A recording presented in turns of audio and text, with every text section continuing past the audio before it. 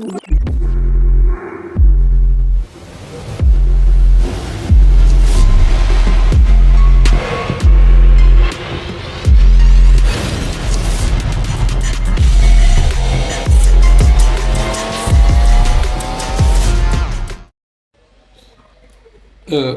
pour la deuxième phase, bon, qui est ciblage précis et audience illimitée, donc, et comme résultat, plus de sens d'attirer des prospects qualifiés et de, et de les transformer en clients, n'est-ce pas? Donc, quand on parle de ciblage, donc on fait allusion à notre niche en rapport avec la thématique qu'on veut développer, mais aussi donc avec l'audience. L'audience, c'est en fait les éventuelles personnes qui seront peut-être intéressées par ce que nous faisons, ou bien par ce que nous vendons comme produit, ou bien comme ce que nous proposons comme service. Voilà. Mais dites-vous que donc le résultat attendu ici, qui est peut-être considéré comme un objectif, c'est d'attirer donc des prospects et de les qualifier en clients. C'est ça le but, le résultat. Voilà, donc on va explorer ensemble le contenu donc de cette deuxième phase. Donc en première étape, nous avons ce qu'on appelle le Facebook Ads Manager, le Google Ads Manager et le pixel de Facebook. Voilà. Facebook Ads, c'est la publicité Facebook, ce qu'on appelle Facebook Ads. C'est la publicité Facebook. Donc, pour vous montrer que l'importance de la publicité sur vos plateformes. En fait, vous pouvez avoir donc, vous pouvez attirer, avoir une audience par organique, c'est-à-dire par des visites spontanées. Donc, à travers peut-être les publications, la gérance des plateformes, si la gérance est bonne. Donc, vous faites des publications régulièrement, vous pouvez attirer donc du trafic, ce qu'on appelle donc de l'organique. Mais par contre, si vous voudrez quelque chose qui est beaucoup plus rapide, donc là, il faut faire des publicités Facebook. Et pour faire des publicités Facebook, c'est ça qu'on appelle Facebook Ads.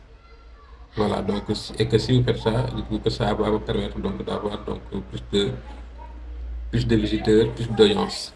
Voilà. Et que pour ça, on a deux étapes.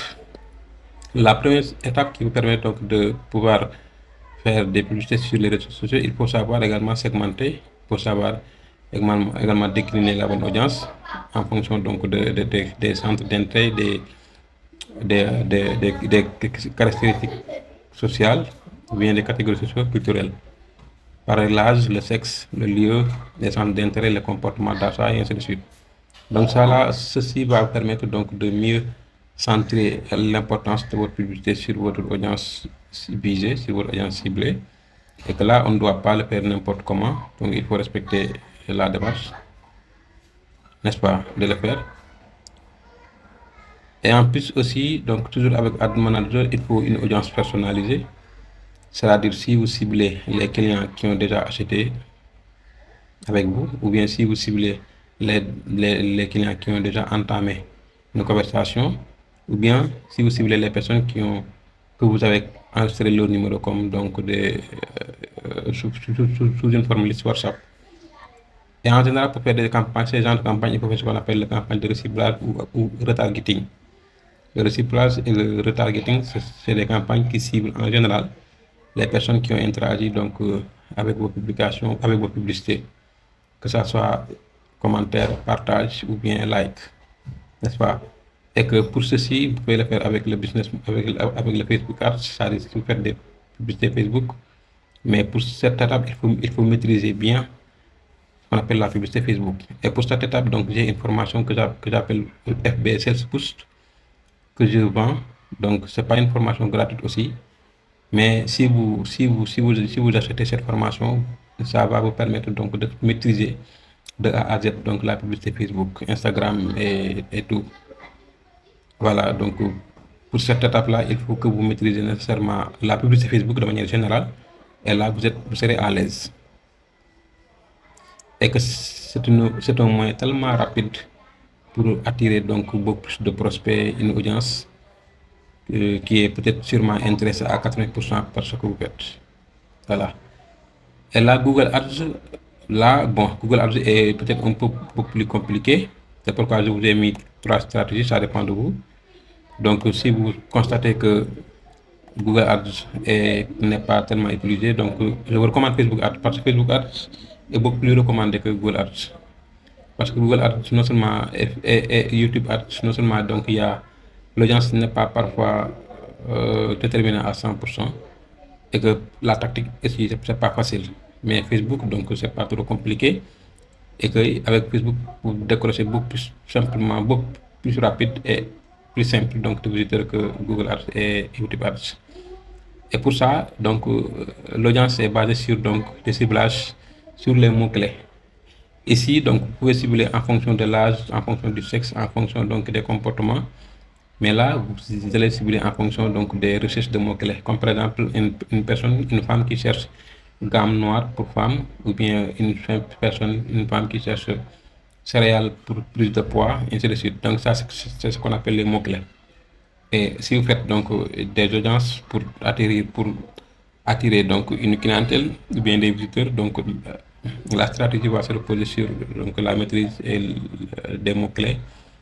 Voilà, en fonction également de votre niche et également donc de votre activité.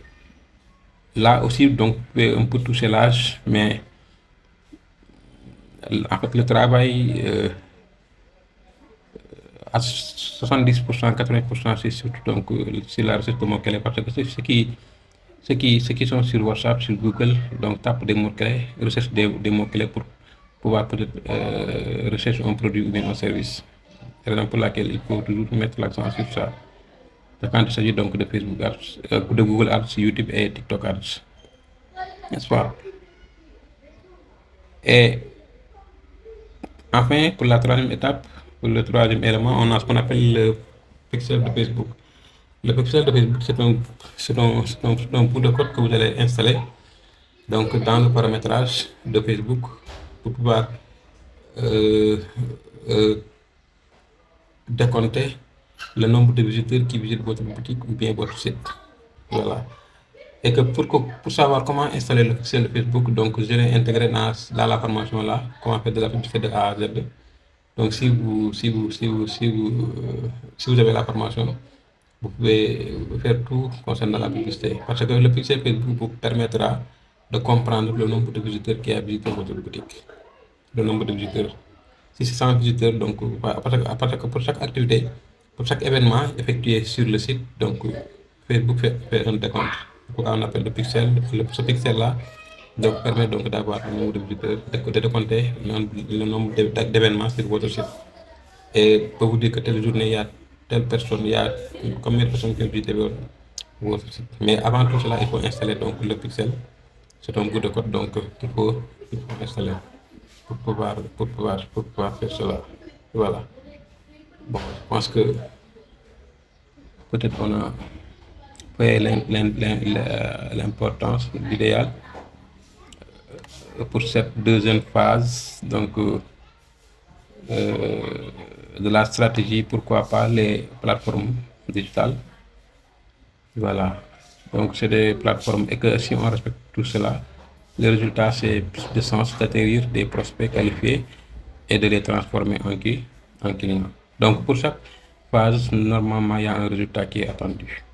Et que si le résultat n'est pas attendu, peut-être même à 50%, dites-vous que la stratégie bloque quelque part, ça n'a pas marché quelque part.